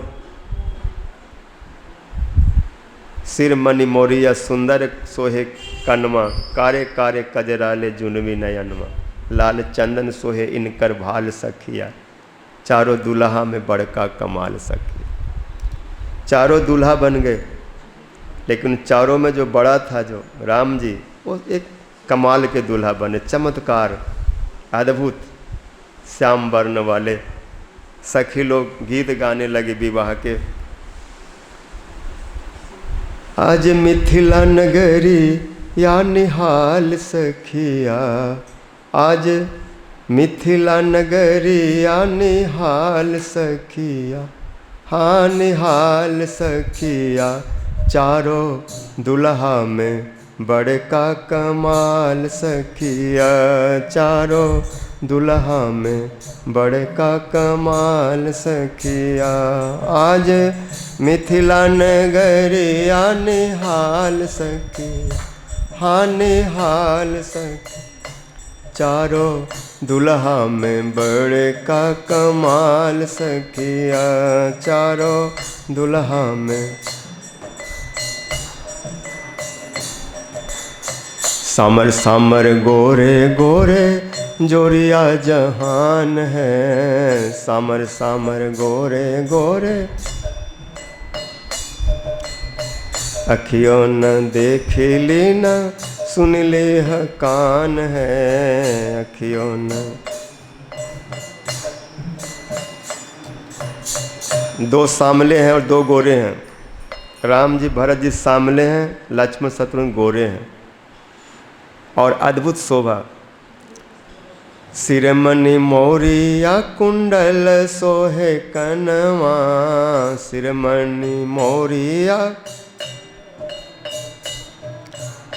कारे कारे कजराले जुलमी नयनवा, कारे कारे कजराले। सिर पे मणियों से जड़ित मोर है, जो विवाह के समय पहनाया जाता है, मोर का मुकुट, उसमें सेहरा बोलते हैं, मणि मौरिया गाँव की भाषा में मोर बोलते हैं, जिसमें शीशा लगा हुआ है, घुंघरू लटक रहे हैं और चित्र विचित्र चित्रकारी हुआ है, जिसके ऊपर कृष्ण नहीं, विवाह को पहनने का होता स्पेशल बनाया जाता है। हाँ हाँ, मोर बोलते, मोर मतलब एक प्रकार के मुकुट होता है।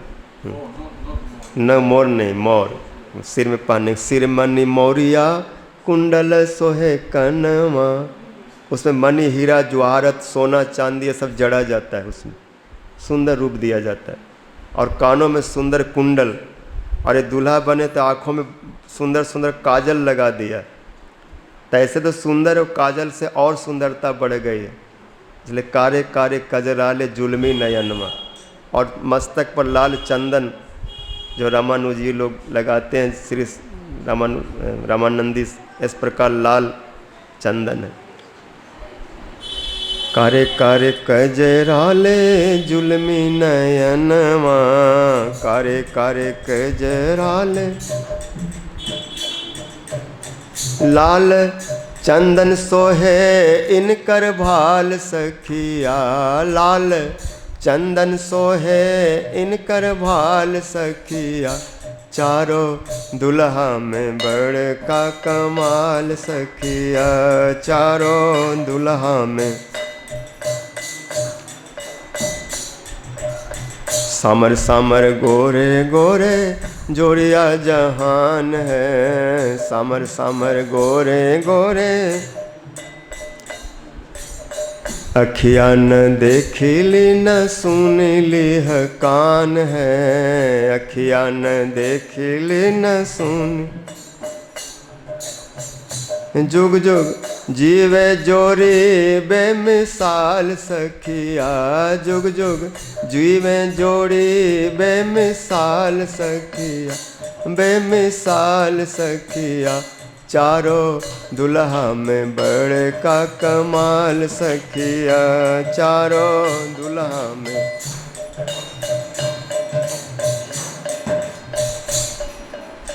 गगन मगन आज मगन धरतिया, गगन मगन आज।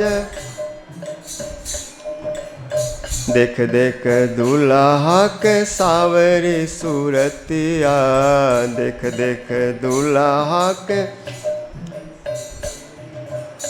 नर और नारी सब हाल सखिया, नर और नारी सब हाँ बेहाल सखिया, हो बेहाल।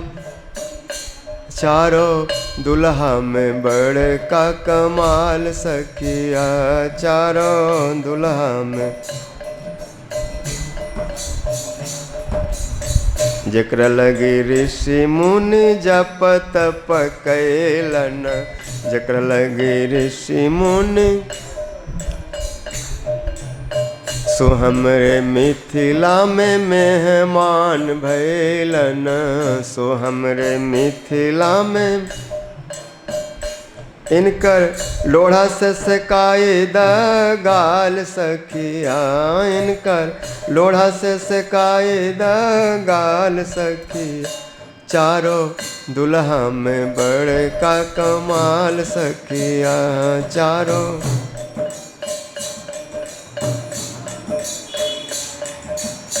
श्री राम जय राम जय जय राम, श्री राम जय राम।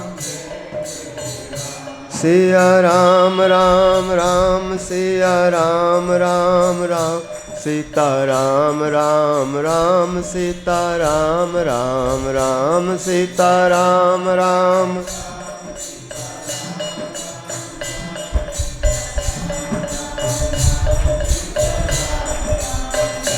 सीताराम राम राम सीताराम राम राम सीताराम राम राम सीताराम राम राम सीताराम राम राम सीताराम सीताराम राम राम सीताराम राम राम सीताराम। बोलो सियावर रामचंद्र की। इस विवाह में शिव जी भी मनुष्य रूप धारण करके जनकपुर में आए और सब लोग आनंद में झूम रहे हैं। जनकपुर वासियों का आनंद कौन वर्णन करे, जहाँ एक ही मंडप में 4 भाई दूल्हा बने हुए हैं और 4 दुल्हन।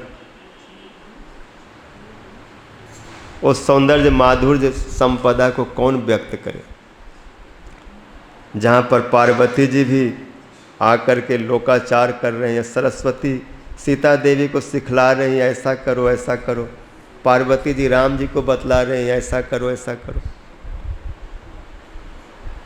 इस प्रकार वर और कन्या के गठबंधन हुआ, विवाह संपन्न हुआ। जनक महाराज जी अपने हाथों से राम जी के चरण धोते हैं और भाइयों को भी राम समान ही समझ कर चरण धो रहे हैं। राम जी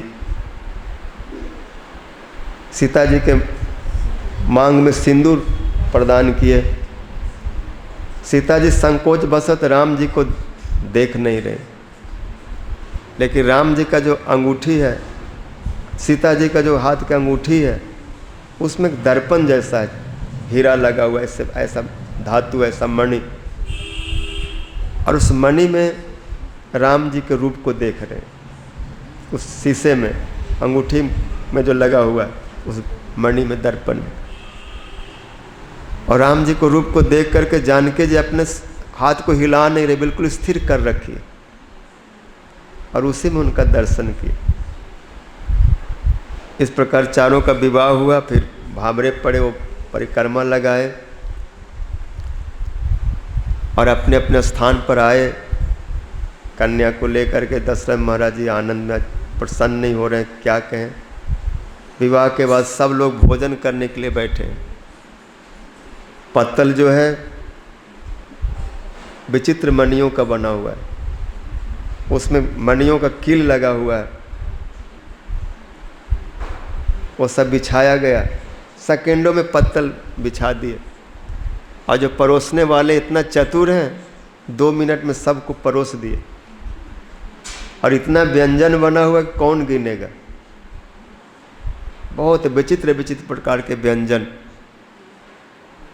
राम जी अयोध्या में तो बहुत कुछ पाए थे, लेकिन विवाह में इतना ज़्यादा बनता आज पहली बार उनको पता चला। और विशेष करके अगर कोई कहीं का पहुना बन के चला जाए तो पहुना की अच्छा से पहुनाई होती है। और जनक महाराज जैसे भूपाल, जिनके संपदा के आगे लोकपाल दिक्पाल भी छोटे पड़ जाएं, उन्होंने इतने प्रकार के व्यंजन बनवाए, षडरस व्यंजन, चरव चौस लेह पे, और एक एक प्रकार के हजार हजार व्यंजन। चबा चबा के खाने वाले 1000 प्रकार के, चूसने वाले चूस के जो भोजन किया जाता है वो 1000 तरह के, चाट करके चटनी जैसा वो 1000 प्रकार की चटनी है। और पीने का 1000 प्रकार के पान बना हुआ है, अलग अलग फ्लेवर का, अलग अलग पीने का बना हुआ। कौन गिने। सब भोजन कर रहे हैं। कुछ ऐसे भोजन हैं, ऐसे बना हुआ जो कभी जीवन में देखे भी नहीं है। पूछते हैं कहाँ से कैसा कौन सा चीज़ का बना हुआ। और जो माताएं हैं खूब गाली दे रहे। बड़ा जो विवाह का गाली होता है बड़ा उठपटांग होता है, लेकिन उसमें इतना स्वाद होता है कि भोजन करने वाले का जितना स्वाद भोजन में नहीं मिलता उससे दुगना स्वाद गाली सुनने में मिलता है। और गाली सुनने के चक्कर में जहाँ पर 15 मिनट में भोजन किया जाता है वहाँ पर 1 घंटा तक बैठे हुए भोजन कर रहे 15 मिनट का भोजन 1 घंटा में समाप्त हुआ और 1 घंटा में कितनी गालियाँ पड़ी। उसको सुन करके जो भोजन करने वाले हंस रहे हैं और हंसते हंसते बोले और दो और लाओ और पा रहे, और जितना पा रहे उतने और गाली दे रहे। विशेष करके राम जी को, वहाँ की सखियाँ ज़्यादातर तो राम जी को ही नहीं छोड़ रहे हैं, क्योंकि राम जी वहाँ पर ज़्यादा नायक बने हुए हैं। उनको चिढ़ाने के लिए, उनको एक करने के लिए पूछ रहे हैं। राम जी से पूछल जनकपुर के नारी, बताव बबुआ लोगवा देत काहे गारी, बताव बबुआ लोगवा देत काहे गारी, बताव बबुआ लोगवा।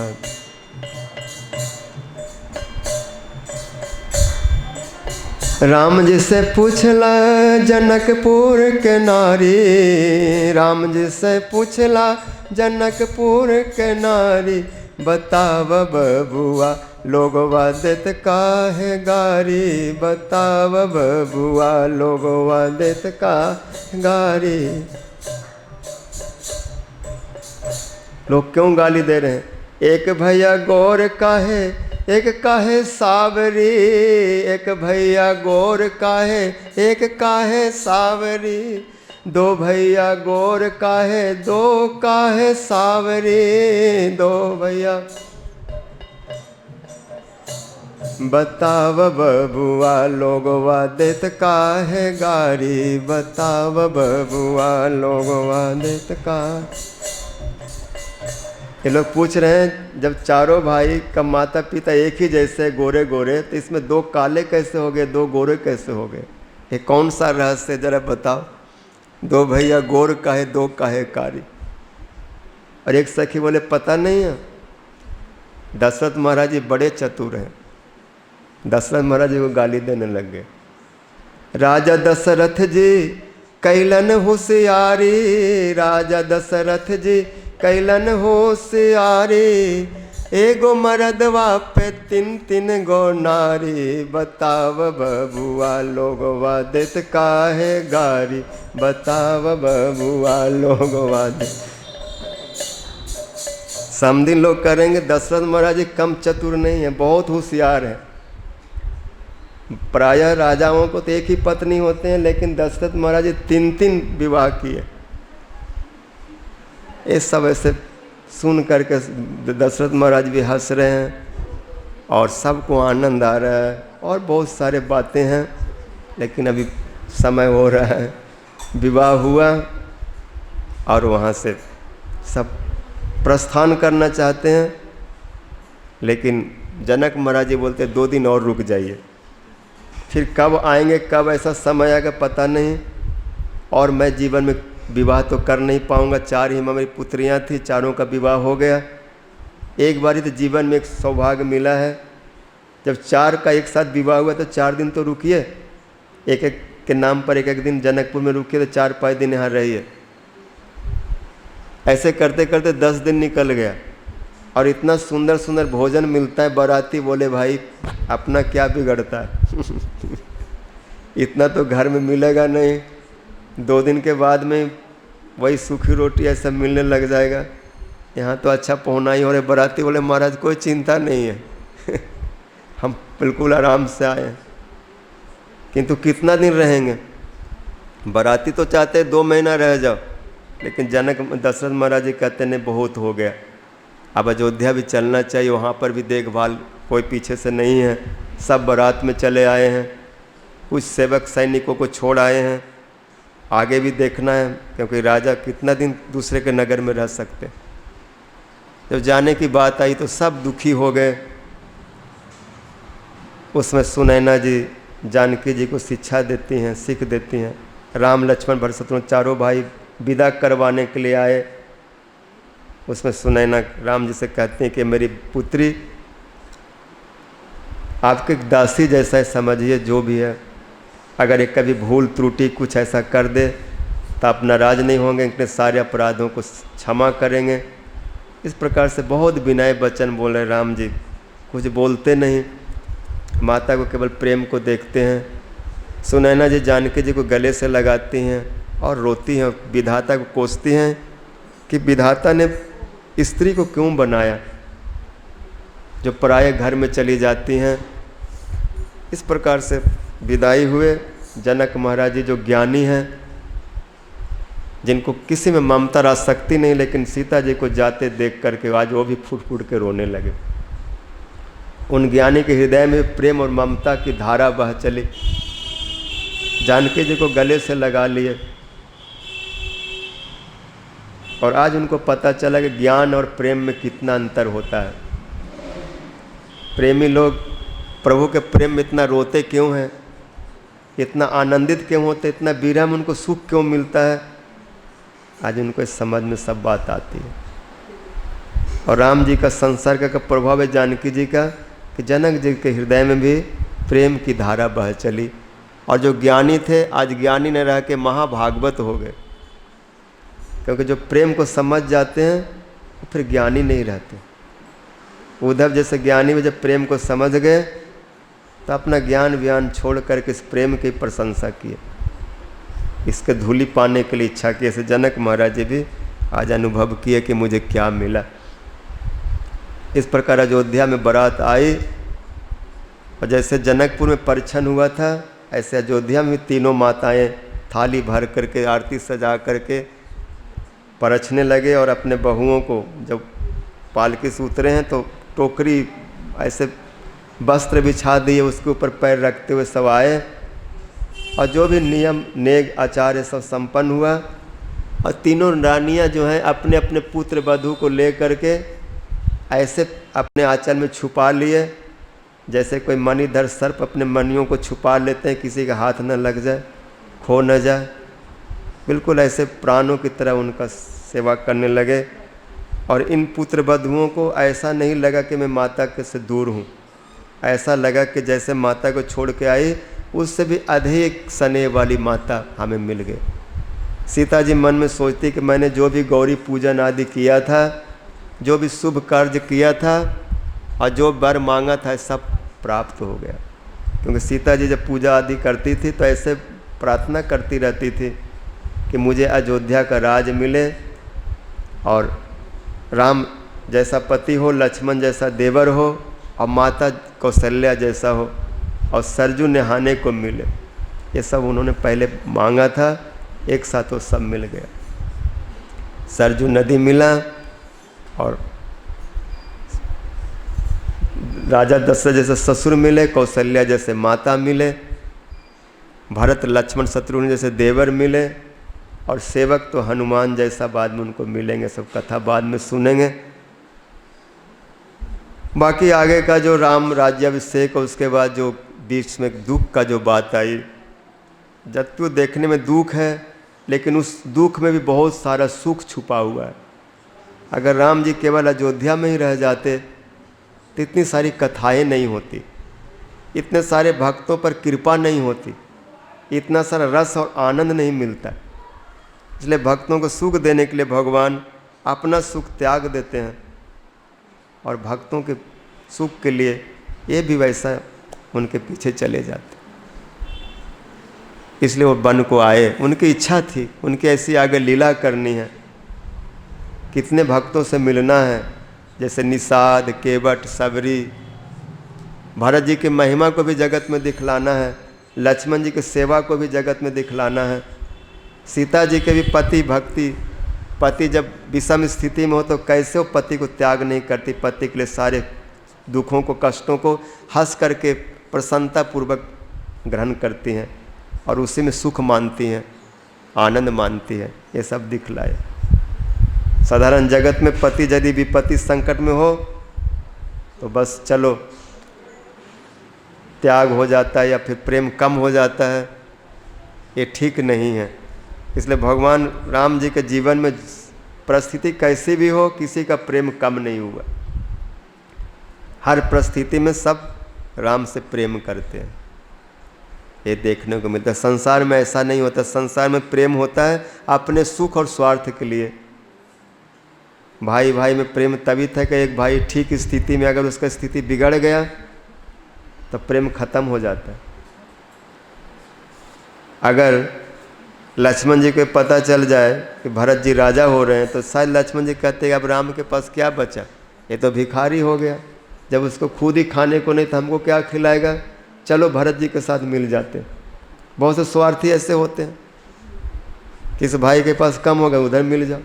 और भरत जी को भी गद्दी मिल कर हमको मिल गया, अब क्या देना, बड़ा हो कोई हो उससे क्या लेना देना, अब मेरे को पिताजी ने दे दिया मैं ही इसको लेके बैठूंगा।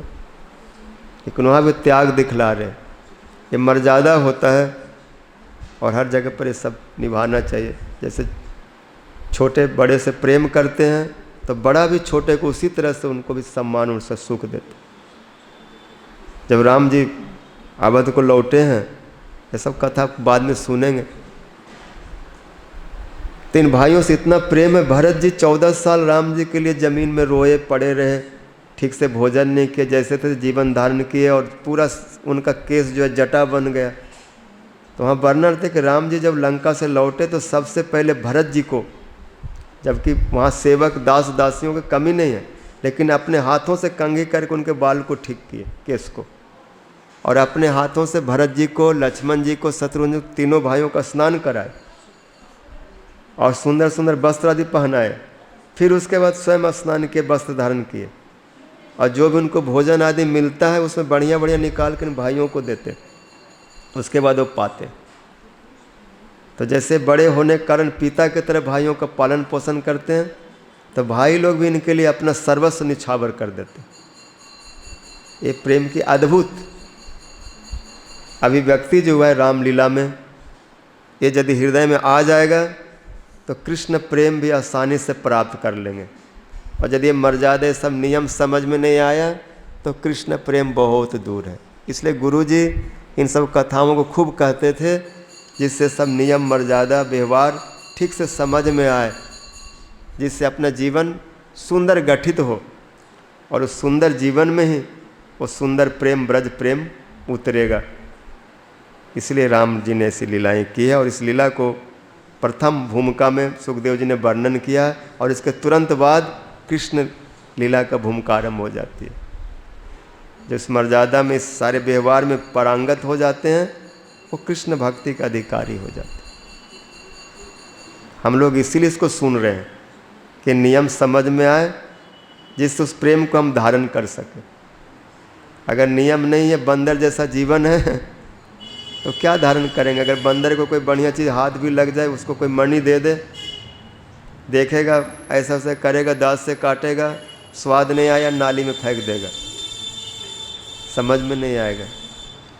तो राम कथा में सब है। बाकी और भी बहुत सुंदर सुंदर कथा हैं, हो सके तो कल परसों कभी भी थोड़ा वर्णन करेंगे। अभी यहीं तक विश्राम देते हैं। हरे कृष्णा कृष्ण कृष्ण हरे हरे, हरे राम राम राम हरे हरे, हरे कृष्णा हरे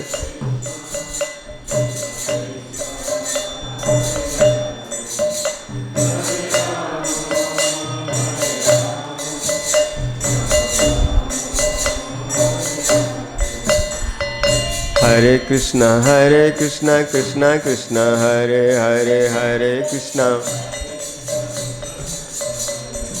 हरे राम राम राम हरे हरे, हरे राम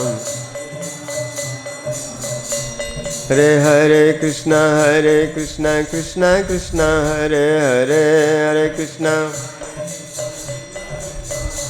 हरे राम राम राम हरे हरे, हरे Ram Hare Krishna Krishna Krishna Hare Hare Hare Krishna Hare Ram Ram Ram Hare Hare Hare Ram Hare Krishna Krishna Krishna Hare Hare Hare Krishna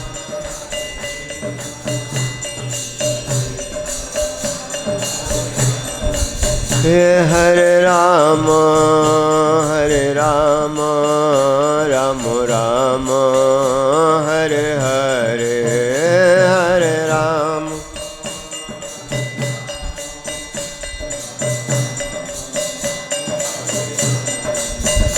Nitai Gaur Hari Bol Hari Bol Hari Bol Hari Bol Nitai Gaur Hari Bol Hari